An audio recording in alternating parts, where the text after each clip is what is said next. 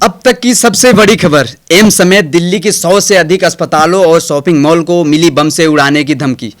जी हां, सही सुना आपने। एम्स समेत दिल्ली के 100 से अधिक अस्पतालों और शॉपिंग मॉल को मिली बम से उड़ाने की धमकी। रात के करीब 2 बजे ईमेल के जरिए धमकी भरा मेल मिला है, जिसके बाद प्रशासन सख्ते में आ गई है। घटना को विस्तार से जानने के लिए चलिए चलते हैं हमारे संवाददाता धर्मेंद्र के पास, जो घटनास्थल पर मौजूद हैं।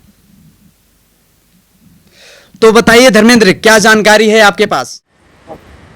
जी मजहर, आप इस समय देख सकते हैं मैं सफदरगंज अस्पताल में उपस्थित हूँ। मेरे सामने एम्स है।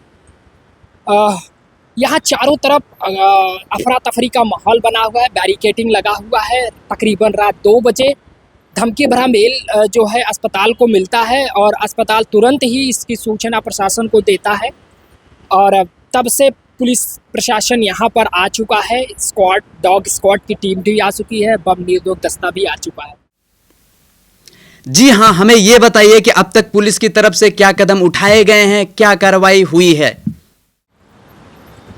जी, सूचना मिलते ही पूरा पुलिस महकमा हरकत में आ गया है। दिल्ली दमकल सेवा, दिल्ली पुलिस और बम निरोधक दस्ता यहाँ मौके पर पहुँच चुका है।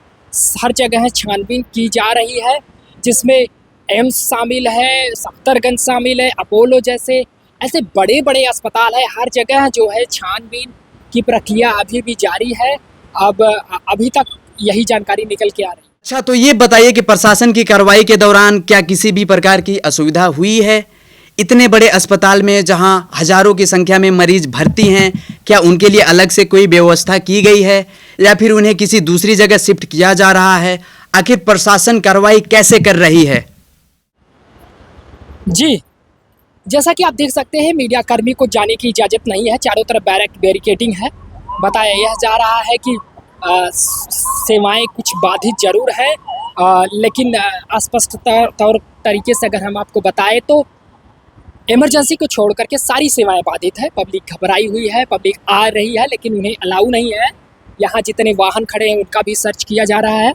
तो हम कहें तो बात करने से ये पता चला है कि उनके लिए अलग से व्यवस्था की गई है, लेकिन ऐसी कोई जानकारी नहीं है कि कहाँ व्यवस्था की गई है और पब्लिक इतने बड़े पैमाने पर इतने बड़े पब्लिक को कहाँ से इनकी जो है इनके इलाज की व्यवस्था की जाएगी।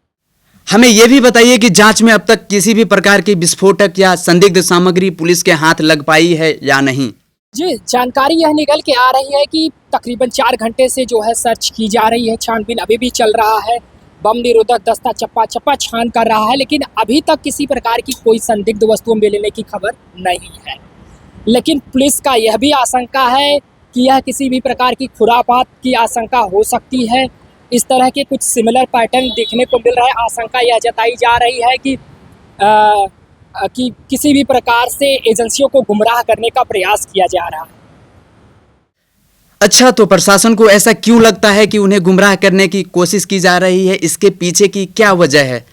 ऐसा वे क्यों कह रहे हैं? जी, दरअसल चीज़ें ये सामने निकल के आ रही है कि अभी पिछले महीने ही इस तरह का मेल प्राप्त हुआ था, जहां बताया यह जा रहा है कि 200 से अधिक अस्पतालों को, स्कूलों को इसी तरह का धमकी भरा मेल मिला था और उस समय भी छानबीन की गई, जांच पड़ताल की गई। इस तरह का पूरा महकमा जो है कह लीजिए कि हरकत में आ गया था, लेकिन कुछ भी इस तरह की संदिग्ध चीज़ें नहीं पाई गई थी। लेकिन जांच उसकी अभी भी चल रही है, क्योंकि जो गिरोह इस तरह का मेल भेजा था उसकी अभी पता नहीं मिल पाई है, क्योंकि वो इस तरह की चीज़ें का इस्तेमाल कर रहे हैं, इस तरह का मेल आईडी, इस तरह का आईपी एड्रेस लगा रहे हैं जिस तक पहुंचना बड़ा कठिन हो रहा है। तो आशंका यह है कि ये उसी तरह की एक्टिविटी एक बार फिर से दोहराई गई। आपने पैटर्न की बात की, किस तरीके की समानता देखी जा रही है? क्या मेल भेजने वाला गिरोह वही है जो बार बार हमारी एजेंसियों को गुमराह कर रही है? आखिर इसके पीछे मकसद क्या है? वो ऐसा क्यों कर रहे हैं? जी जी, दरअसल कहा यह जा रहा है कि इसी तरह के जो है मेल पिछले महीने भी मिले थे। उस समय भी इसी तरह की आशंका लगाई जा रही है, क्योंकि उस समय बताया जा रहा है कि जो मेल भेजने वाला गिरोह था उसका पता नहीं चल पाया है। और पता इसलिए नहीं चल पा रहा है क्योंकि जो मेल भेजने वाला गिरोह है वह व्यक्ति VPN का इस्तेमाल कर रहा है। यह एक प्रकार का ऐसा सर्वर होता है जिसपे व्यक्ति को ढूंढ पाना बड़ा कठिन होता है, जिसमें उसके IP एड्रेस का पता लगाना बड़ा कठिन होता है। इस वजह से पुलिस बहुत ही परेशानियों का सामना कर रही है, उस व्यक्ति तक पहुंचने में कठिनाइयाँ आ रही है। इन सब चीज़ों को देखते हुए पुलिस ने गूगल को भी एक पत्र लेकर के मदद मांगी है।